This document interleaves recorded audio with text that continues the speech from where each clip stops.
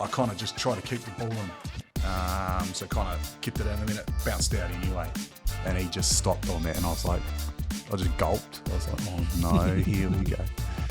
And he kind of, in his voices, you know, he does, he's like, oh, what are you doing there, son? Who are you passing to there? And I was just like, oh man, like, what's the right answer? Oh, this is my second test. Like, I've been just absolutely packing myself. And I was like, oh, I was just trying to keep the ball in. And he's like, well, what if they intercepted that and went down the end of the field? And in my head, I'm thinking, oh man, there's no way they're going to intercept that, because it's like right on the sideline. There's heaps of guys there, but there's no way. No, you can't say that. You're like, yep. Kind of just nod, yep. And he's like, didn't you throw an intercept a couple of weeks ago in the semi-final against the Chiefs? And I was like, oh, no.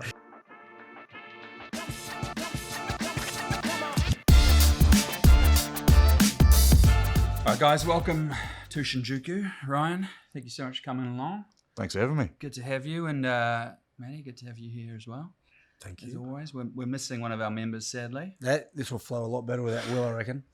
Will's down in Osaka trying another ode to his contract or something. That's it. Yeah, he's always chasing the end. So Yeah. Ryan, welcome to the show. Normally how we start things off is we talk a little bit about how you know Gits here. So let's kick into that. Do you recall your first game against him? Yeah, I do remember my first game against him. It was my first start for the Crusaders at the old, it would have been Jade Stadium back then. And like I said, try to put a hit on him. You know, big, burly midfielder I am. And I said, next thing you know, hit spin, and I look behind me and he's 15 metres down the field. And I said, what the hell just happened? So yeah, I actually don't know what happened. I reckon that's I need to go back, look at the footage. I reckon someone pushed me in the back. I've never run through anyone in my life, I don't think. What was that debut season like for you, and coming into that Crusade? Because, I mean, that's a team with a lot of pedigree, a lot of internationals there, and as a young guy, it must have been a little bit intimidating. Oh, yeah, definitely. Probably what I remember about that is, like, we had a really young backline and a massively experienced pack, so we probably pretty much just got told not to kick it, just give it to the forwards. But no, it was good. I didn't expect to play a lot that season, but I think Casey Laulala was the incumbent midfielder, and he broke his arm pretty early on. So, you know, getting quite a bit of game time, and it was kind of straight in the deep end, but it was cool. It was awesome. Kind of, I look back now and getting to rub shoulders with some of those guys. You know, you kind of don't realise it at the time, but it was pretty special. So, What was the culture like there? You know, like as far as learning, yeah, everyone talks about culture, but it's more just your habits and what you do every day. But how was that taught to you? Because the way you look at like the Crusaders or Christchurch, every year they're consistently playing well, performing well, but it seems like everyone knows what it means to be a Crusader or to play for Christchurch, like that identity, like what's expected of you. Was that taught straight away, or it's just you just follow what the leaders do? You're definitely taught. Like, I think a lot of those senior established like forwards in the team, they're like really serious, and like we had a young backline, and you know, you're on tour and you want to go out and check out the city. You want to go see Cape Town or, you know, or Sydney, and you want to go watch the league. And whereas, so we're like kind of doing things like that. Whereas it took a while for the kind of, I guess, the more senior guys to kind of teach you, like, hey, like maybe that might not be the best kind of preparation. I think we found our way there, but yeah, certainly they give you the learnings, and you're not going to listen to those guys. So. Yeah, and how was it delivered? Because when I first came through, it was brutal honesty. Things have shifted massively now. Like, was it exact same for you? Yeah, mate. It was kind of that old school mentality. Like, you know, don't sit anywhere near the back of the bus. Like, do what you're told. Yeah. Like, don't speak in meetings till you've been here for a couple of years. It was pretty. Which you wouldn't do anyway normally. Nah. But it was definitely that old school mentality. Like, you know. Yeah, if you're rooming with one of the senior boys, you make sure you offer them a cup of tea pretty quickly. So that was definitely a learning experience. But like I say, now it's just shifted so far away from that, to that kind of like not real hierarchy, that equality straight across the board. And you wouldn't get a cup of tea now? Nah. And you always get the young boys up the back of the bus as well. So they haven't been offered a cup of tea for a while, that's for sure. Yeah. Was it intimidating for you coming into the Brumbies? Similar massively, pedigree? Yeah. I mean, I was not like a prodigy, you know, like I was playing school, then the next year playing club rugby, but not club at a high level, like club my own age. And then the end of that year, I'm playing for the Wallabies. So these guys, I used to 6 months earlier, 3 months earlier, I'd go out and watch them, and I'd be smashing beers with my mates, watching Greig and Larkham, more like these guys, Joe Roth. Now all of a sudden I'm playing with them, like mixing with them. So yeah, it was really intimidating for me. It took me a real long time to actually feel settled and feel like I belonged and I wasn't a fraud.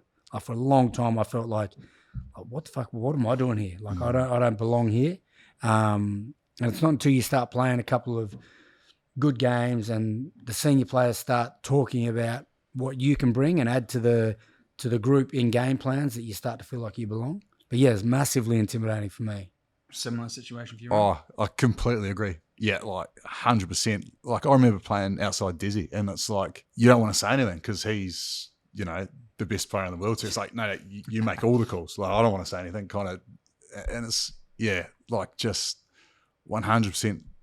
When you got so many experienced guys around you, like you kind of doubt, like what can I add? Yeah, like what can I say that these guys don't already know? Like that's the one. Yeah, you're in a meeting and they're like, well, why don't you speak up? I'm like, because what's in my head, I'm sure you already think, or you know, or I'm probably wrong as well.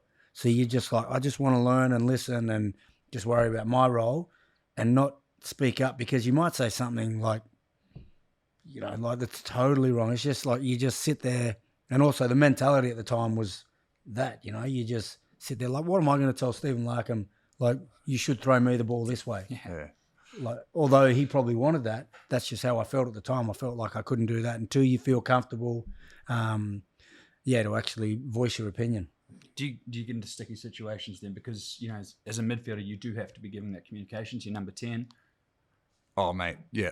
100%, and you're always getting the coaches also like, hey, Crotty, speak up in meetings, mate. You know, you got some great ideas when we talk. Why don't you? And it's like, so that is that kind of dynamic you got to learn. But yeah, I guess as I progress in my career, you learn how important your 12 and 13 are to your 10. Like, so that was almost, you know, I probably should apologise to DC for like that early part of my career, mate. So hard. Sorry, I gave you absolutely nothing there. Yeah. Like you're doing it all on your own. So, whereas now you're like you take pride in the fact if your 10 has a good game, it's you know, you can take satisfaction that you might be giving them some good voice from outside. So, I know talking to Nard about that specific part, he's like, why don't the Aussie guys kind of talk like that? Like Stevie always used the thing, your 12's your driving instructor for your 10. So if your 10's going no good, it's your fault.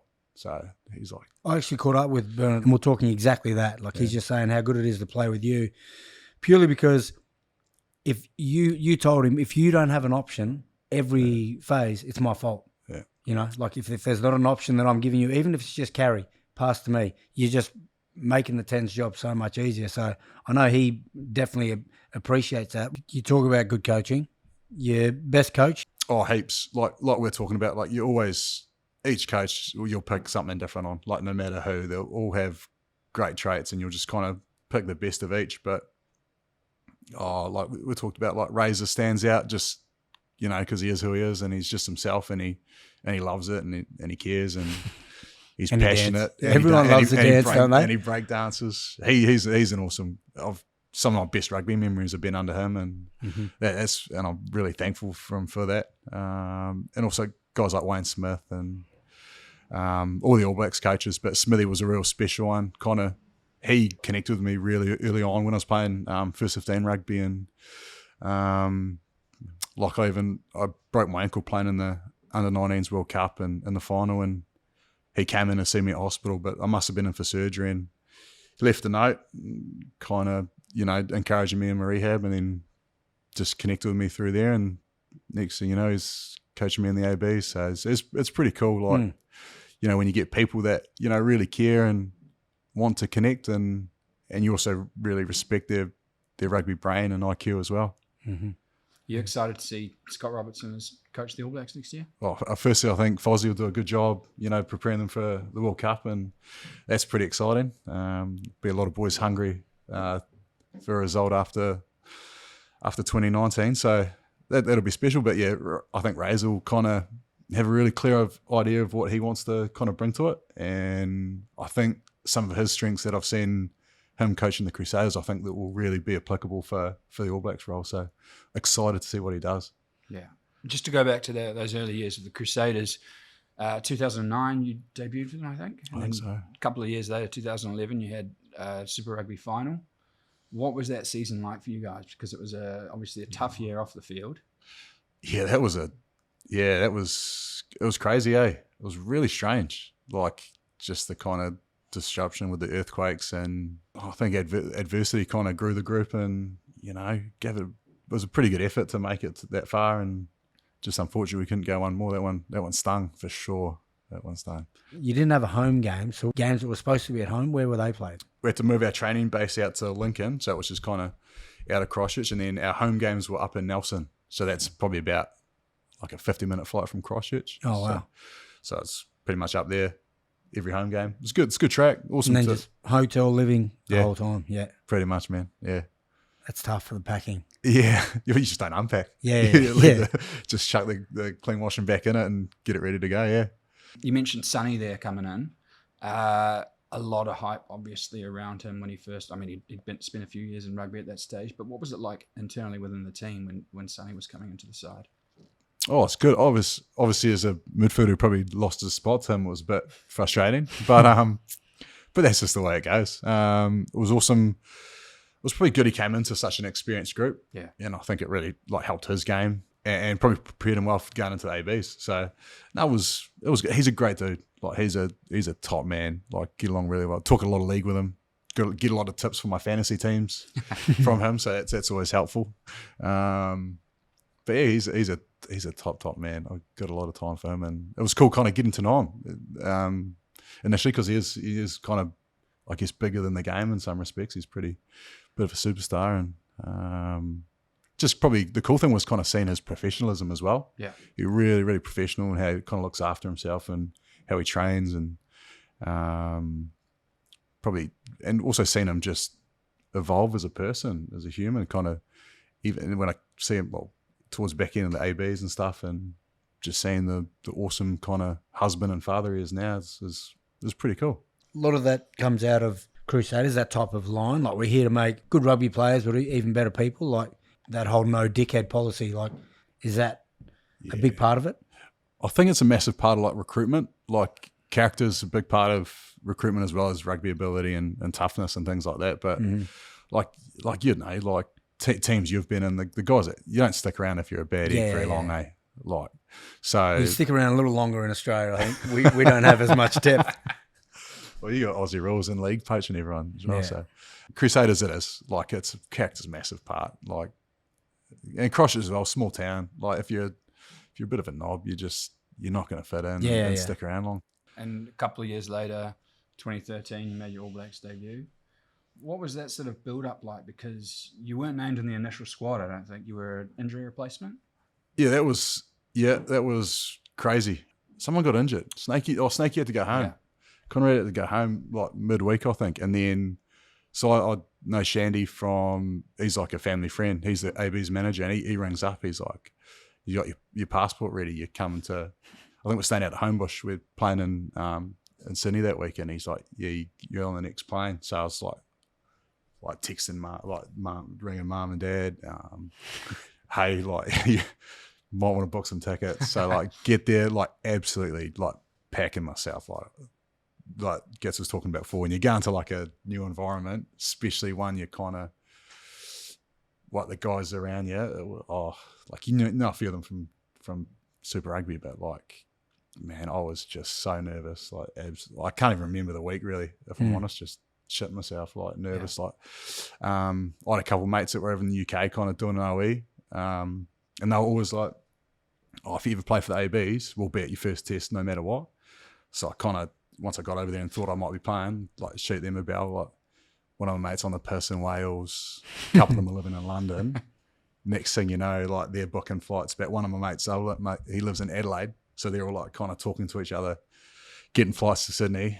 And I think got on for 20, 30 minutes and don't even remember what happened. It was just like a blur, and all I remember was giving my old man a hug in the stands after the game, both kind of tearing up a wee bit, and see my mates there as well. And then Snakey giving me my tie after the game. It was all pretty cool stuff, man. That's a good mate to leave Wales, a party in Wales, to come over and watch you play. Yeah. Oh, Very that special. Oh, they're like some of my best schoolmates. So Yeah, they're yeah. always like, Oh, that's unreal. Yeah, I probably owe them for their flights now. Did you have any expectations that a call-up was coming? No, you kind of know if you're sniffing around it, don't you? Yeah. Like, I wasn't too far away, I guess, and an injury just, or Snakey having something on gave me an opportunity. So, pretty cool in Bledisloe as well, like, and Aussie, like, just you grow up watching those games, kind of. So, it was just so special. Like, so you kind of think about it now, like the kind of memories the game and moments the game gives you is pretty cool. So, yeah, I always kind of really remember that one. After the game, I know you don't remember too much during it, but after, do you, was there a sense of, gee, this is a level that I can compete at? Or was there a bit like, gee, I got a bit of work to do still? You kind of remember the feeling you get before, you know, the feeling it gives you, like the rush of like how good, like the big stage, the nerves, the moment. Gee, you like, make me want to play again. Yeah. The way you're talking. When you remember it, you absolutely. Like, how good, like how good is this? Like the challenge, the stakes, you know, like you remember that and you're like, you get a taste of that and you're like, oh, how good. Yeah, I don't want to let this go. Yeah. So that was probably what I remembered. I always knew I was still pretty young and I always knew I had to work on my game, and I was never the biggest, fastest, strongest player. I always knew I always had to keep getting better, little bit by bit. But that's probably more what I remember, just the feeling of the occasion and like loving Walking out. Yeah. When you first walk out with the group, your anthem, all that type of stuff. Yeah. Well, you talk about the nerves and stuff, but you kind of miss it, you know. You kind of like, this is high pressure. This is the big stuff. But when you're right in the middle of it, it's like, oh, this is, gee, it's daunting, and that's what makes you scared. You've got that fear of failure a bit, but then once you start playing, obviously that goes away. But now, well, especially for me, that you step away from it. As soon as you start talking about it, you miss it. Yeah. But at the time, you hated it. Like that was the thing that was your fear. So it's a weird dynamic. Yeah, that's exactly right. You played, I think, about 10 tests for the All Blacks against the Wallabies, 10 Bledisloes. That first one you probably don't remember too much, the build-up, because of everything else going on. But does the build-up for a Bledisloe differ to other tests? Yeah. 100%. I remember Smithy used to always talk about it. It's the real fear of the unknown when you're coming up against Aussie for that first Bledisloe. It's just the stakes are so high. Like the AB's, the only trophy that sits ahead of the Bledisloe is the World Cup, and that's only once every 4 years. Besides that, the Bledisloe is like the pinnacle of rugby in New Zealand. So, and also like the history as well. But yeah, I just remember that always the first test, you can feel the tension kind of in the group, the real nerves. Yeah, there's something special about it as well, wasn't there? You don't want to be that first team to actually give the Bledisloe back as well, mate. Completely. Yeah. Yeah, you're dead right. That's massive. Yeah, that's the pressure. Then that's like, but the All Blacks are kind of used to that. There's a lot of like every game you expect. Yeah, you got to win, and you have to win well. It's not just like it's not okay to just win. Like the expectation is high performance, and you win playing well, and you have a bad game. Everyone in NZ's kind of you walk down the street and everyone's kind of bit off you. Well, that's the thing. So when you lose a test, the whole country is a little bit on edge. A little bit. You talk about that on edge before your first game, but it's like after a loss, like the actual country really feel that. Like Ryan, you mentioned it there, sort of the All Blacks' current struggles over the last year or two. I mean, I imagine you still watch most of the test matches. What do you kind of put that down to? Oh, I think other teams definitely like have grown their games. Like this probably World Cup's probably as open as it's ever been. There's probably 7 teams that could probably make a pretty good crack at it. So I don't think I don't know if struggled's the right word. I just think they haven't dominated, you know, and we're used to AB's dominating. Like, so that's, you know, and then obviously there's and as soon as that happens, then there's the media scrutiny that kind of enhances all that. So I think it's important not to panic and for the group just to trust what they've done and trust their process. And they can still beat anyone on their day, like completely. So the nature of the beast is like world rugby. Like if you had to pick a world 15, maybe back in the day, 10 of the 15 would have been All Blacks. They just had an unreal era of great players consistently playing. Now, if you're to pick a World 15, there might be 3 or 4, but then there's 3 or 4 in Ireland, 3 or 4 France. Like, it is now an open competition. And Australia, of course, we got a couple of players in there. But it's an open, like the world, I agree, this World Cup is the most open that I can remember in a long time. But the flip side is, did they have the best team because they have the best players, or did they have the best players because they have the best team? Well, they had a good system. Everyone knew their role, but they had so many threats everywhere. What I remember most about playing the All Blacks is for 80 minutes, like I was constantly tested mentally. Not so much physically, because every test match is hard, but you're constantly trying to think and find new ways to survive and just keep the team moving forward. Yeah. Talking about 80-minute performances, it's probably impossible not to mention one 80-minute performance from the All Blacks against Ireland, where you had a bit of a starring role at the end there. Oh, yeah, the famous comeback. Is that the one? Yeah. You blokes had no right to win. It was like Kubota versus Suntory. Mate, I've never had to since apologise to so many Irish people. Yeah. Since then. Sincere apology. Shit, no. Yeah, absolutely not. Mate, I didn't do anything. I had a couple carries, a couple clean-outs. Caught the ball maybe 4 meters out and stumbled over and try to improve the angle for Cruds. And it was just cool to contribute something small to like a cool season. You're sitting on the bench and mate, we're getting rolled. Like they were on that day and they were playing really well. And I thought, oh well, probably not getting on today, kind of, as you do. And then they emptied the bench pretty early, and we all came on. And I think was it Sexton had a kick to kind of ice it, but that was kind of that year in the ABs was like it was pretty surreal. I remember thinking like, oh, even if he gets us, we're still going to win. Like that was the kind. I remember very just clearly thinking that there's we're going to win this. We always do. Like it doesn't. But that's the mindset matter. of a great team. I remember even times when I'd be in Toulon, and teams could be going well, but you just even preparing before a game. Like if we play well, we're going to win. Like it's not arrogance; it's just like that confidence. And was that the season? Did you guys go undefeated? Was that what iced it, where you didn't lose a game all year? Yeah, that was the one. Yeah, 13. So yeah, it was like you say, it was a pretty special group. Great group of lads. But yeah, and in hindsight, like looking at that kick and like the replay, that like there's no way if he had kicked it, we're completely shot. Like, was that at the end of the game? Was it a moment of relief for you guys, or was it more jubilation? Yeah, it was a strange week, but yeah, it was pretty cool to kind of ice it like that, and then Cruds with the. So that's what I was saying to him after the game in the weekend. I was like, it's pretty lucky that trial wasn't given because I've seen you ISOs before, for and against. So, what did you say to him? Because you would have scored the try and presumably given him the ball. Oh mate, I couldn't even breathe. Like literally, that ball was in play for like the last. I was like getting out of a ruck, and Nick Gill, our trainer, he was screaming at me. He's like, F Crots, get to the effing wing. And I'm just like kind of stumbling out there, like trying to get set. It was a crazy couple of minutes. And then next thing I turn around and Colsey's just putting it on a plate. So, no, I think Liam went and said something to him after he kind of, they charged early and he got another crack at it. So I think, I don't know what Liam said to him, but he must have worked because he been the next one. Yeah. What were you guys thinking watching that? Because as you say, Cruds took the shot, missed.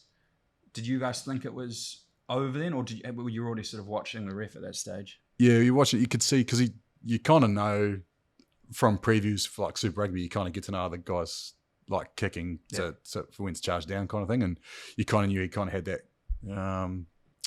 I guess routine to put a pad at his feet before he kind of starts his run. So obviously that was something that Ireland didn't preview, and he got another crack at it. So I can't remember what I was thinking. I was probably still kind of, it was all a bit of a blur, and you kind of, you trust him because he's pretty clutch and he's pretty cool, calm, collected rooster as it is. So just believed that he was going to kick it, and thankfully he did. Still trying to get your breath back at that stage? Oh, mate, yeah, it was absolutely blowing. I can remember how quiet it was. Yeah, like Aviva's an awesome stadium, and it was really loud. Like that game, it was awesome atmosphere, but then it just went deathly silent. Like after that, yeah. And sorry, like they're pretty good with the kickers as well, eh? Yeah, I was just about to say it would have been quiet anyway. Yeah. They would have loved to have screamed. Yeah. I'd imagine. What's that? Because you're a goal kicker up there, and Yep. I mean you're used to the noise when you're taking a shot, but obviously once you get there, it is dead silent. Yeah, I hated it. It's supposed to be respecting the kicker, but does it make it tougher? Well, you're just not used to it because even when you practice at training, you've got boys kicking balls, or there's always noise. There's always something happening. Yeah. So then when it just goes quiet, it's almost like you're waiting for someone to say something. But yeah, I think if you're from Ireland, obviously you get used to that. Like it's just, more exposure to it. Thankfully, I only had to deal with it like once a year when we'd have that tour against Ireland and it'd be quiet. But yeah, it's definitely not normal. It's better quiet than it is the whistling. Well, actually, I probably prefer even getting whistled at when we play in France and they used to whistle at you trying to put you off. You prefer the noise because it's, as weird as it sounds, for me as a kicker, I find it easier to focus when there's noise going around. Like you can just really, it's like you've got to block it out. Whereas when there's no noise, there's nothing to block out and you're kind of less focused. Does that make sense? Yeah. Just want to go back, Ryan, to All Blacks at the moment. Tough question because obviously you know a lot of these guys. Who would be your preferred midfield for the World Cup? Oh, that's a good question. I was actually going to ask that. Oh, sorry. No. As in I was thinking I would like to know. Yeah. Who do you guys reckon? No. You go first. I really like Havili. Yeah, Davey's playing some great code at the moment, eh? Yeah, I don't know. It just adds a different element. He seems like each year he's adding to his craft a bit, like bringing kicking game, passing. He also has that history of playing at fullback. So as a 10, he looks for different space. So it'd be someone that if I was a 10, I think I'd enjoy playing with. I agree. I'd say Davey's probably put his hand up this year at 12. Anton can play there as well. I'd say he's Oh yeah, up, so yeah. like for playing 13, I'd say he's a pretty good shout, those two. Probably complement each other's games quite well.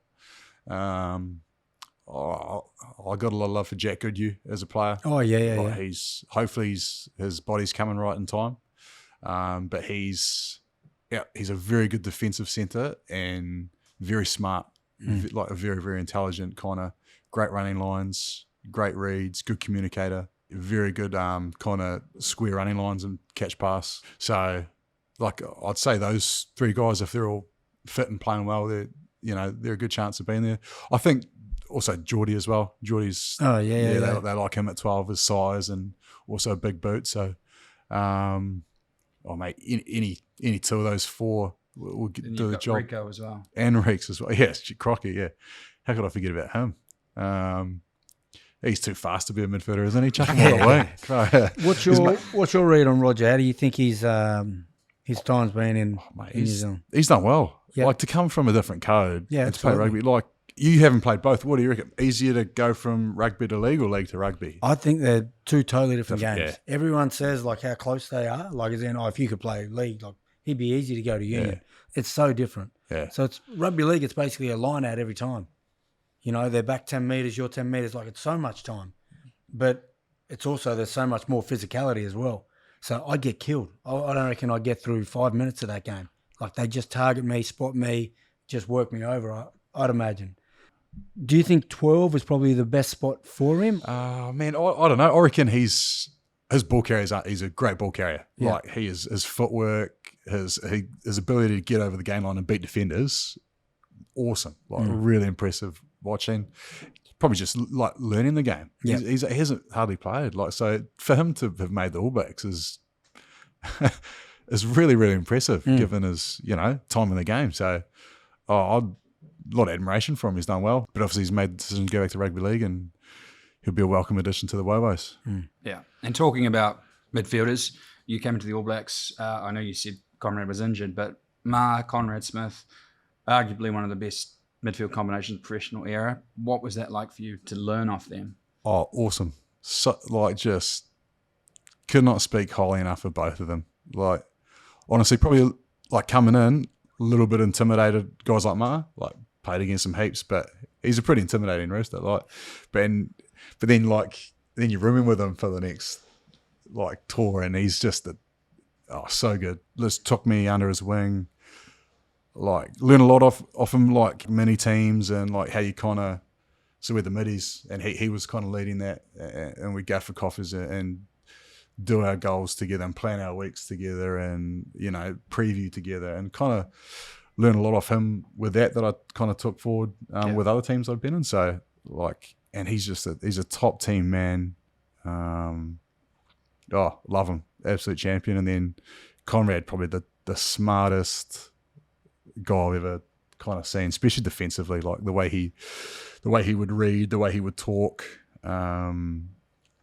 Just two both top guys, and like both helped my game massively, and kind of taught me how to be a leader as a midfielder in a team. Yeah. Rooming with Ma, any sort of hairy moments? That's one. Yeah. No, like I know he always enjoyed staying in Dunners because there was a casino at the at the hotel we stayed at was a casino, and mate, the guy couldn't lose. I swear, like literally, I'd like look on his bed, and that's like more money than I like have in my bank account. Like he went all right. So I should ask him for some tips, but no, I stayed away from that. And the other thing is we'd always kind of have toasties. Like that was the thing. Is like cool. If there's nothing to do, kind of on tour, he gets a long time at the hotel. Toasties. Yep. Chuck on some TV. Just chew the fat. He was always like there to connect with. So yeah, he's a champion. Was he different to what you expected? Because you'd obviously played against him super. Yeah, he was. Man, I just found him. Like you remember the way people treat you, eh? Yeah. Like you don't remember how good a rugby player is. Mm-hmm. Like you might look up someone, you don't remember like, oh, he was the man rugby player. Yeah. You remember how they made you feel and how, if they were a good dude and like they were your mate. That's the kind of thing I always remember. And he was like, that's what I remember about him. He's a cool dude, good friend, champion. You played with him at Toulon? Yep. What was he like there? Similar thing. Like I got the opportunity to play with him in a bars week. So they're a week where you connect with everyone. Yeah. So I kind of knew the top person he was, and even after games, like he's got this kind of angry looking persona. Everyone thinks, oh, he's not a nice fella.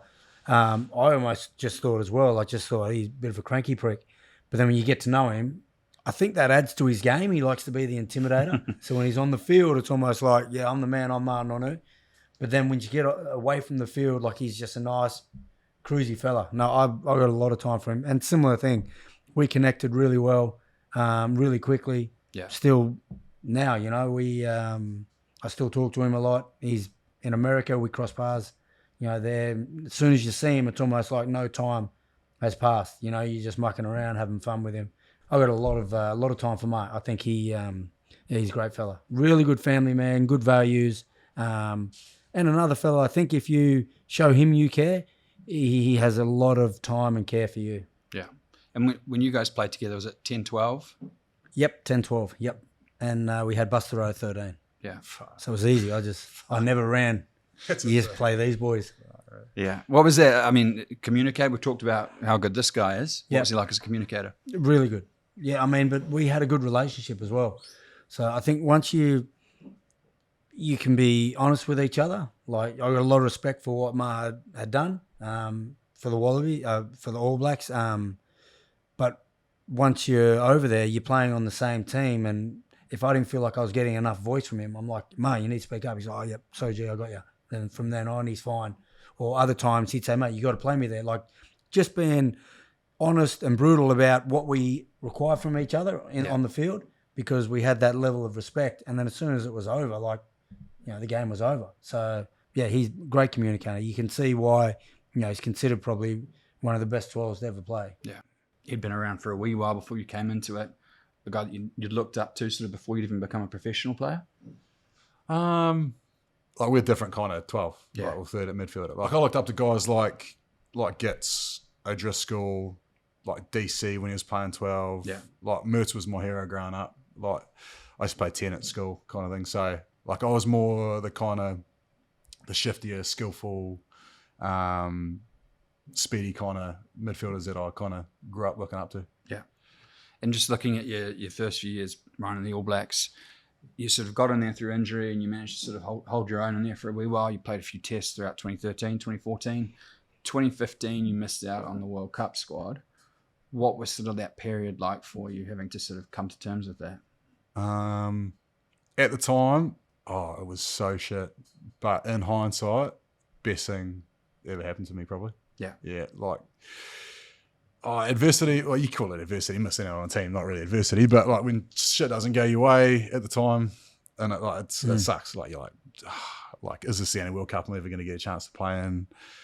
Like you work pretty hard to get there, you're kind of sniffing around it, and then you get the call from Shag.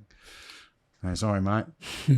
Like you kind of don't hear anything after that. You're like, you just want to hang up. Like, okay, so it's tough. But then you get offers to go overseas and stuff, and then it's like, like it's always how you deal with it, isn't it? So yeah, missed out, filthy disappointed. But like if I'm being honest with myself, I probably didn't deserve to be there. The three incumbents, and then Muller was playing unreal footy. So you just got to take it on the chin. Yeah. Then how you react with it is like, what do you do? So I went back and had a season with Canterbury and like just put in, like, got right amongst it. In hindsight, yeah, one of the best things that ever happened to me, and springboarded my career, and then had a really good season the year after that. So yeah. Who or did you seriously consider an overseas move at that stage? You always consider them because you're converting your contract to what you're earning at home compared to what you could earn in France, and you're just like, wow, like that's a lot better. Yeah. But in my mind, I would have been running away from the challenge. Yeah. And I still had unfinished business, and I had goals and dreams to, be a consistent starter for the ABs, and until I achieve that challenge, and I felt I would have been running away from it, so I had to stick it out. And I mean, anytime you get named in the squad, I imagine it's good, but it probably made it a lot sweeter, that 2016 season, having missed out the previous year. Yeah, it was satisfying. It was a relief, but then I needed to be selected and play well and hold down a starting jumper and perform at a high level. Did you ever feel that your position was secure, or that you were comfortable as an All Black? Oh man, never. No way. No, you never do. And I've been like in and out of the All Blacks through that early part of my career, so you never feel secure, and you never take it for granted. I remember I was so scared to play poorly, or I was so scared if, like, say you're watching my game and you see like a lack of effort, that wouldn't get missed in like an AB's review. And when you're sitting around the team room with that on the big screen and Steve's holding the laser light on you, well, that's the worst thing ever, because you're with your teammates, and there's an effort area that you didn't try, and you know what it's like if you saw someone else doing it and what you think of them, and you never wanted your teammates to think that way about you. So I mean, an effort area, you train that, it becomes habitual that if there's something where you can dig deep, then you just do it, even at training, and then that'll prepare you in a game. But that's the worst feeling ever. In Toulon, Bernard Laporte used to love that. His whole thing was, if you didn't do something well, he'd embarrass you. So I missed the tackle, and he's gone, stop, go back. I'm just going, mate, we all saw it. And he's gone, stop, go back. You go back about 5 times. And by this stage, you're just trying to slink all the way under. But then when you're on the field, that's in your mind. You're like, there's no way I'm missing this tackle because I don't want to get embarrassed in front of the boys. Wallaby's the exact same. You also know too, even if the coach would skip past it, the boys are looking at it and they're going, oh, wait a minute, why didn't you bring that up? So if a coach didn't bring it up, I'd often say, if it was something where I stuffed up, I'd say, yep, sorry, look, I should have made that tackle there. Because the older you get, like as a senior player, sometimes they won't embarrass the senior player because they know what he's done. But that's worse. I would prefer that the coach actually say, Gits, geez, you've been in the game how long and you still don't know how to put in this effort or get low at a breakdown or whatever. So, yeah, I mean, I think the longer you get into the game, the more harder, and I imagine you'd be harder on yourself than any coach would have ever been. Any successful player or any good player often is. Is it still the same? What's it like with Kubota? Similar? Yeah, with COVID, like we couldn't have meetings and stuff, so it was like literally you'd kind of do a hot review out on the field on the TV out there on the truck. So, but now it is. But then like the same thing, like they'll struggle to call you out. Which is worse. Which is worse. Yeah, exactly. So there's that side of it. But then Like I remember back to AB's reviews, and that is just absolutely brutal. Like some reviews just like boys getting just shreds torn off them in front of the team. It was just, Do you reckon that's changing a bit? Like, would that still be happening? Like, because you can't. We're talking about this. I was talking about this with Willie Gagnon as well. Like, just the way nowadays there's so many things that you can't say. So there's a lot of sensitive people, whether it's right or wrong.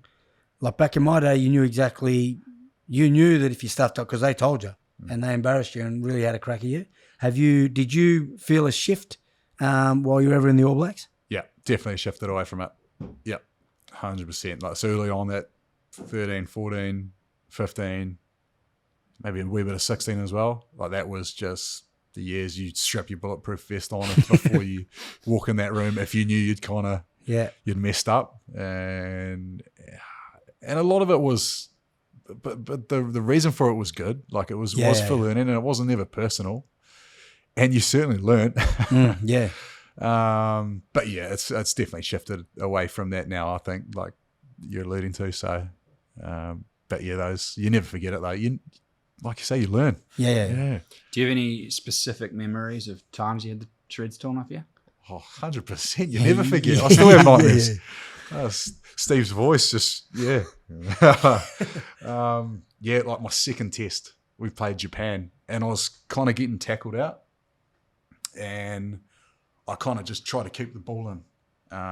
So kind of kept it in, and then it bounced out anyway, and he just stopped on that, and I was like, I just gulped. I was like, oh no, here we go. And he kind of, in his voices, he does, he's like, no, what are you doing there, son? Who are you passing to there? And I was just like, oh man, like what's the right answer? This is my second test. Like I'm just absolutely packing myself. And I was like, I was just trying to keep the ball in. And he's like, well, what if they intercepted that and went down the end of the field? And in my head, I'm thinking, oh man, there's no way they're going to intercept that, because it's like right on the sideline. There's heaps of guys there, but there's no way. No, you can't say that. You're like, yep, kind of nod, yep. And he's like, didn't you throw an intercept a couple of weeks ago in the semi-final against the Chiefs? And I was like, oh no. And I had, and it still hurt. So I was like, yep. And it still hurt. And it still hurt. And I was like, yep. And he was like, yeah. All right, moved on. And I was just like, oh, I want to go home. Yeah. Get me out of here. Oh, mate, I don't even want to play this week. And then I get on the bus, like then we go on from Japan into the UK, and I'm getting on the bus like a week or two later, and he's like, stop me as I got on the bus, and he was like, hey, so what would you do next time, son? And I kind of said, oh, because Charles Pieta offloaded it to me before that, and I said, oh, I wouldn't have called for the ball, I should have just cleaned it out. And he's like, good boy, get on the bus. And I was like, so I don't know whether that was like a test to see if you could handle the pressure. Like, can you hack it? Like you new kid. But straight away, that would have been something subconsciously that's in your mind when you're close to a sideline or a 50-50 offload. So it kind of did improve your decision making, He taught me something. Yeah. It hurt, but easier ways to be taught. 2017, Scott Robertson came into the Crusaders. What was that like for you? I don't know if you'd had much to do with him before that. Yep, he'd been Canterbury coach for like the few years before that, and so I think he'd won 2 or 3 titles with Canterbury before he went up to Crusaders, and I was kind of surprised that he got the job, but man, he just nailed it, man. Like he really got it. He really got how to connect and like get the players to buy into. Just got buy-in. Like you were just so in on what you were doing. Like nothing else mattered. Because before 17, like there's quite a few of us that had never won. Like we'd lost. Yeah. I think from like 09, we'd made the playoffs every year bar 15 and lost. Like whether it was finals, semi. Yeah. So for whatever reason, when I think of Crusaders, I just think you've either been in the final or you've won it, like pretty much on and off. So there was a long period there where you actually didn't win anything. Yeah, massive. Yeah, so it makes me feel better. Yeah, well, pretty much from when I first got there. So I got there and then we didn't win anything. So it's like, and there was a few of us all in the same boat. Like Matt Todd, Sammy Whitelock, Owen Franks. Red had obviously been there before, but he hadn't tasted a title for a while. I just remember he had a group that was real hungry. Yeah, like us who just wanted it like hard, and then. young guys coming in, like Richie coming in, like a lot of young Jack coming in, a lot of young talent, and he just coached it well. He's good at getting you to care, good at getting you to good at driving mindset, really good coach at driving your mindset through through videos, through theming. Yep. Yeah. He's really creative. Yeah. Like real creative mind. So that's why he's got to have good guys around him to keep him on track. But man, just like I said before, some of my most best memories from a season with him, with that team, and he was a big part of it. Yeah, winning helps too. Yeah. When you have a good year, but then you actually win a title, it's almost like it doubles as far as the experience. Yeah. Would he theme each week? So each week you'd be almost we're hunting the bear and you could be playing the Bears that week or whatever, as an example? Nah, so he would kind of theme a season. Yep. So the season would have a theme. So that season I think it was like Muhammad Ali, and he would fit it in to different fights, to different tactics, to the calls on the field, say the wide channels, the ropes, the mats, the that's pretty cool. The detail we kind of layer into it, and then the way he'd make it fit, even if it was a little bit of a white lie, he'd make it fit, so and you don't fact check. Nah, exactly. I'd love to be a fly on the wall and see what he does with the ABs when he gets in there. With your career, Ryan, you've obviously played in New Zealand, played in Japan. Throughout, you've had a few injuries to your name. There was a period there where you had quite a few concussions as well, and then there were calls even in the media that maybe this guy should retire from the game. What was that like for you as a player to breathe that kind of stuff? Man, at the time, it's a bit of a thing, because you're not sure, maybe there's a bit of the unknown with concussions in the brain, but then in saying that, there's always good people around you. I remember going to see neurologists and having cognitive brain function tests done, and they're like, "Oh, you're sweet, you recover well from them." So obviously, if you have more, you're more prone to getting them. But in saying that, I've been here for 4 years and haven't had one. But at the time, you got to do the diligence around it, and it's kind of prevalent in the game at the moment around head injuries. So it's good the game is taking the precautions to look after the players. But everyone's different. But if you do what you feels right by you, then you'll make the right decision no matter what it is. Yeah. And dealing with injuries throughout the years, do you sort of develop a mentality of how to tackle them? Yeah, it's been different coming over here. Probably realise how good the physios and medical staff are back in NZ, and how well I was managed as an athlete. I've since got in touch with those people and thanked them, because you come over here and it's definitely a lot different. Here it's just tape it up and dojibu, maybe play. That yellow tape. Yep. Yeah, the magic tape. Do you find that pressure to play over here is multiplied because you're a foreigner and you're obviously their big signing? Yeah, I do. And you do. You push I'm getting needled at the moment to play. That's just the way it goes. Yeah. But you do it because you care. Yeah, absolutely. You do. Yeah. And there is that maybe company pressure because you are, you are a signing and they do rely on you to help them succeed. Mm-hmm. But more so the pressure, I think, comes from your desire to play with your mates and to help the team, because, mate, if you're living here if you're spending time over here, you are invested and you do care and you do want the team to succeed. So I think that outweighs the other pressure. Yeah. Yeah. For sure. If you got an opportunity to play for the All Blacks, would you do it? Would you like to have another crack? I won't, but I'd love to. Yeah. Like we were talking about before, the high stakes, the bright lights, the challenge is what you miss. The challenge, eh? Yeah, absolutely. You miss that. That's why the last couple of weeks have been cool over here, because it's you're not playing in front of 80,000 at Twickenham, but you can kind of invest enough to get a bit of that feeling, the chance at history for a company over here, or mates that company workers that'll work for Kubota until they're 80. For them to taste success. They've never had it before. So you can kind of grasp grab onto some of that. Especially once you care too. I even found when we were in LA and we won the comp, and there's maybe, I don't know, 1,000, 2,000, however many people there. Weren't many there, but it didn't matter to me. Like once you're on that field, you're there with your teammates, the people that you care about, and it actually means just as much as, say, a Toulon title or, you know, a super title or whatever, because you actually, like you said, you're fully invested. You care about the people that you're around, and you kind of want to, like, you've tasted success.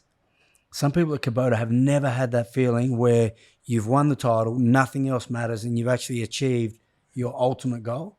And like to be able to help them get that feeling, well, it's pretty powerful. Your final game for the All Blacks was the third-fourth playoff, I think. What's it like going into that game? Oh, strange. It's a weird week. Like, it was so, it was pretty tough. Boys, there was a lot of hurt after that semi. Yeah, it was pretty emotional, a lot of hurt. And really weird kind of, but you got to frame it however you need to frame it to get the best out of yourself to perform that weekend. So for me, it was just like, it was a chance at a moment. Like I get another moment in the jersey, like alongside like Ben Smith, who's one of my best mates in the group, like Sonny, Rito, Matt Todd have played over 200 games with him. Like a few boys hanging up the boots, and then all the other guys that you love as well. So you, like, I could frame it that how lucky am I to get this moment, and let's just make the most of it and just enjoy it. Just look around, like, and enjoy it, because you're never going to taste it again. So is that sort of a skill, I guess you could say, that you've always had, that you've been able to sort of look at the bigger picture and think about how lucky you are? Or is that something that came to you later in your career? Definitely more mindful of those experiences that in the latter part of your career, I think, because when you realise that they're coming to an end, it's so much more easier to be mindful of the special ones, and you take them for granted well and truly when you're young. You're like, I'll be playing rugby forever. Yeah, right. So towards the end, it's like, oh man, this is actually like one of those pure moments. How good. Like I remember talking to Sonny, like we're playing it, like I think we were playing the South Africa in Pretoria, and just like them just belting the national anthem, and you're like, how good is this? Like how this is it? Like this is living. Like so, just like little moments like that, you just learn to just check that one in the memory bank. Yeah, and obviously not the result you guys necessarily wanted in Japan, but was the experience of the World Cup a good one? You've been to Japan before that as well? Yeah, it was cool. Like, it was cool knowing that we're coming here after, because I kind of knew before the World Cup I was signed at Kubota. So, mate, they got so behind it so well. It was an awesome World Cup. Like, man, you couldn't even leave your hotel without like people just outside it. It was pretty crazy. So, I think it was cool for the game. Yeah, my mum and dad came over. They loved it. Yeah, you know, like they're just such great people. So, it was an awesome experience. Like, I don't think you could ever go to a World Cup, and even though we obviously didn't win, it was still a cool experience. Yeah. Was it a difficult decision signing to come over here? Nah, like I kind of knew my time in NZ had kind of come to an end, and I knew it was the right time for me to move on, especially because I knew like the guys coming through had pretty much already overtaken me. So the jersey was in a good place, and I was ready for change.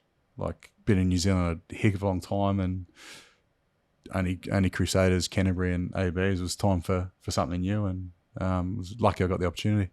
You had been here a couple of times before, but living over here is a different kettle of fish. What was sort of your first experiences like in your first couple of weeks?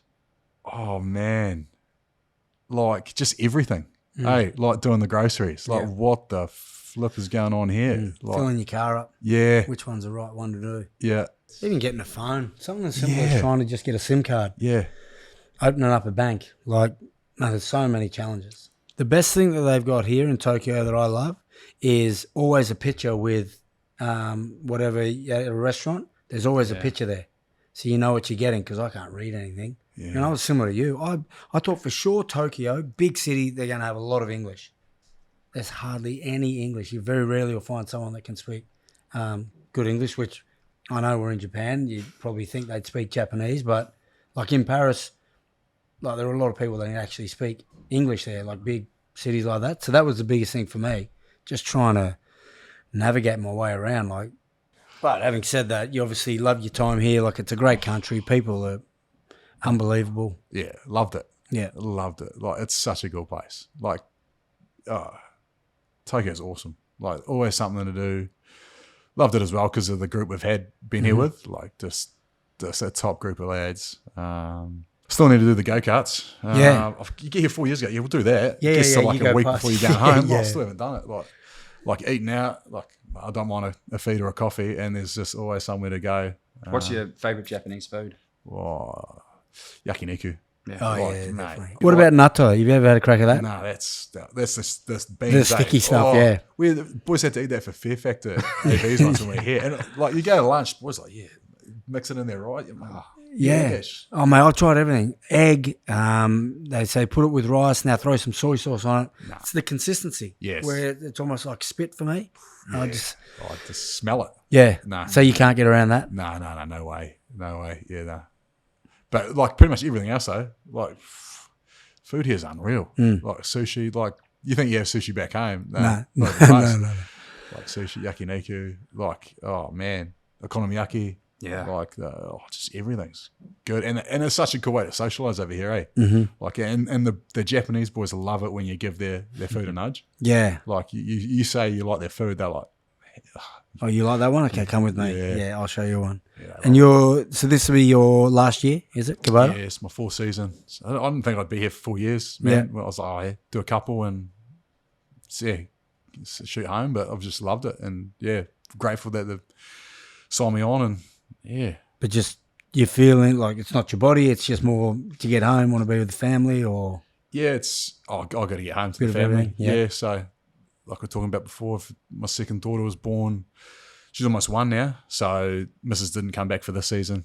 So, we got 2 young girls, and just the family support back home was really good. So, she was more comfortable there, and just happy for me to come and finish off this contract. So, I loved it, but how good I get to go home and change nappies for the next wee while. So, I'm not sure what's next, but I'm just looking forward to getting home and being a dad. Yeah, lovely. Are you planning on sticking in sort of the rugby circles?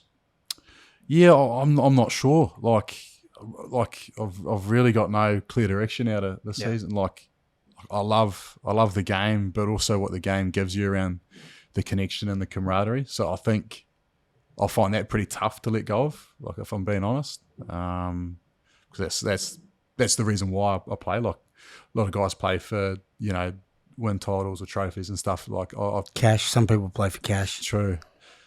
Not us. Nah, she's not. For the locker room chat, for the lads. So like that's the essence of that's what I see the essence of the game is. So I think that's why I'll be more inclined to stay with the game, whether that's in a coaching capacity or some description. I don't know, but not too sure at this stage.